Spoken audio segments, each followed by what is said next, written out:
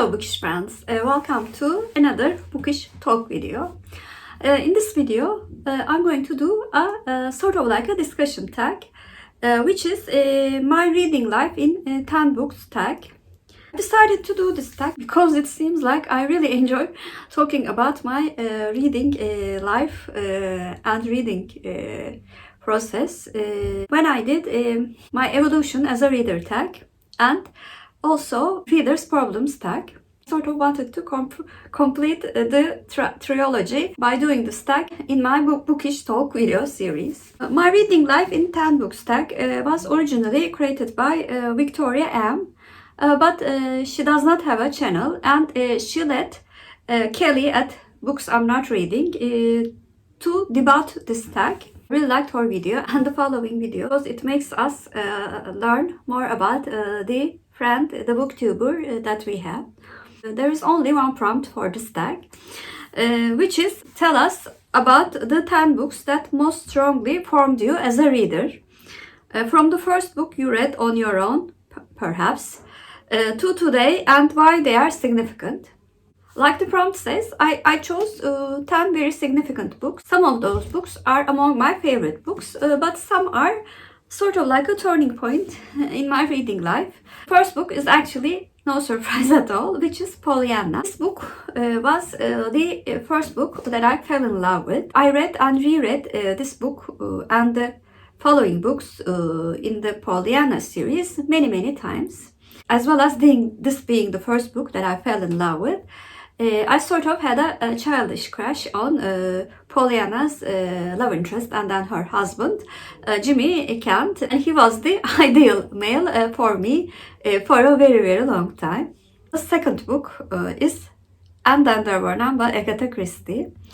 This is actually a symbol of the 10 or 11 books that I've read in the summer of the first year of middle grade. One of my friends had a very terrible car accident, and her leg and arm was in casts. And I visited her almost every day in that summer, and we formed a very strong friendship. And her parents had this library full of Agatha Christie books. The books that I read that summer kick-started my life for Agatha Christie, as well as the mystery books. Third book that I will talk about is a book that I don't talk very often, which is Deceptions by Judith Michael. This book is the first adult romance book that I read, and I was shocked by the very sexy scenes in that book. I had never read anything like that before, and I have to say I quite liked it. And I lent it to my friends who were at similar age, and they all read it in a very short time, even the ones who do not read very much books. So the sexual content really interested all of us as teenagers. This book is very significant for making me really like the romance genre. Although sex scenes became less and less important for me as I grew up, I have to admit it was those scenes that piqued my interest in the adult romance genre. At the remaining years of middle grade and high school, I read numerous books, mostly in English. They were from many genres. I was the girl who knew all about the library in the high school. There was not a significant book or series during that time, only the fact that I read so many books during that time. We are coming to the fourth book, which I read in the last year of university, which was Bridget Jones's Diary. This book is significant because during the university year, because architecture and drawing really tires your eyes, I did not have time for reading except for non-fiction texts about architecture for the studies. One of my university friends who lent this book said that it's a very engaging book, since I have been a reader in my high school years. And my friend was right. I was hooked to the book and wanted to keep on reading. And this book made me want to read even more books. And since I was in the last year of the university and I was about to finish the university, I would have more time to read more books. Next book that I'm going to talk about was recommended to me by a bookshop owner. He said that this is a very engaging book and I would really love it, which was Adı Aylin by Ayşe Kulin. This book is very important in my reading life because previously I did not have the best of luck with the Turkish authors, and I thought Turkish authors were not for me. They were too literary and too snobbery to write in the genre fiction. But in this book and in many of her later books, Ayşe Kulin wrote very engaging fictional biographies of the famous people in Turkey. And Aylin was one of those women who had a very interesting life. By reading this book, I discovered Ayşe Kulin and other Turkish authors who wrote in genres that I really did like. The sixth book is Picture of Dorian Gray by Oscar Wilde. This book is significant for a period of my life in which I read the science fiction and horror classics. I actually watched a TV series in which Dorian Gray was a character.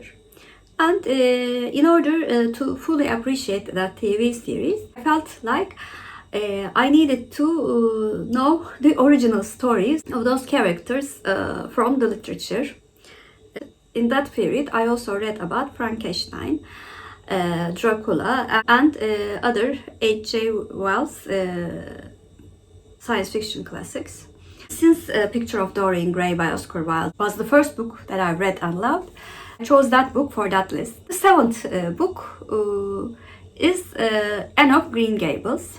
I've mentioned many times in my videos why this book is so significant. It is because after reading the science fiction classics, I became interested in middle grade classics. And Anne of Green Gables was recommended to me in a website. After reading Anne of Green Gables, I had an interest in what other people were thinking about the book. That moment was the turning point in my booktube journey. I discovered booktube through that search and watched booktube continuously for a very long time. I watched booktube without commenting for I think 3 months. And one day I decided to comment on the booktubers. I was a bit surprised that they replied to me. And I made some friends by just commenting on their videos. And I also became a part of some of the online groups hosted by them. One of these wonderful people was Sarah at Sarah's Nightstand. Really was interested in the genre of fantasy and wanted to read The Final Empire. And when Sarah said almost exactly the same thing in one of her videos, I had the courage to ask to buddy read The Final Empire with her.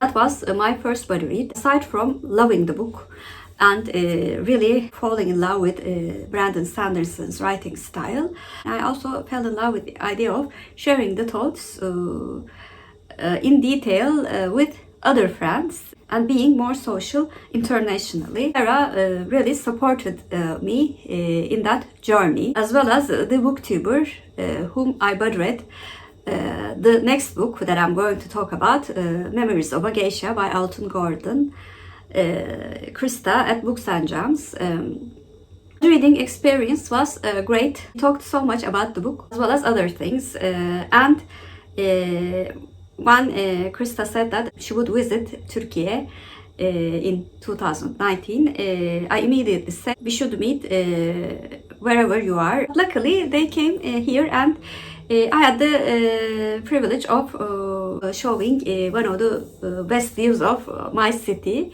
in a very special place for me.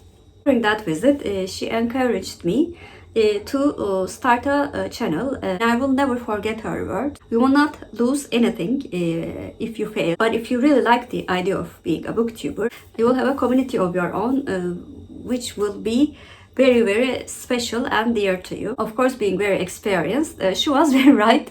And I really cannot thank her enough for encouraging me to be a part of this community, which I love very, very much. So Memoirs of a Geisha, as well as being a really, really good historical fiction book, was significant for starting the chain of events which led me to being a booktuber. Last book that I'm going to talk about is the first Turkish book that I chose to do for my Turkish shelf video. 10 minutes 38 seconds in the Strange World by Elif Shafak. Turkish shelf videos are very important for me because as the still only Turkish booktuber in the English speaking community, it is very important for me to talk about the Turkish literature as well as the Turkish culture. Of course, that is the thing that makes me different from all of the booktubers. Like I mentioned in a previous video, not all of my Turkish shelf videos are success. Some of them are the least viewed videos. But I am very proud of them as the Turkish booktuber. And moreover, with Turkish shelf videos, I discovered some authors whom I did not know before or have not read any of their works before. With these Turkish shelf videos, I'm learning about Turkish literature at the same time as you are. So those are the 10 books that I chose for my reading life in 10 books tag. I really liked making the connections between a book and the significant moments in one's reading life. If you're a new viewer, first of all, welcome. Please like and subscribe. Hope to see you very soon. Bye.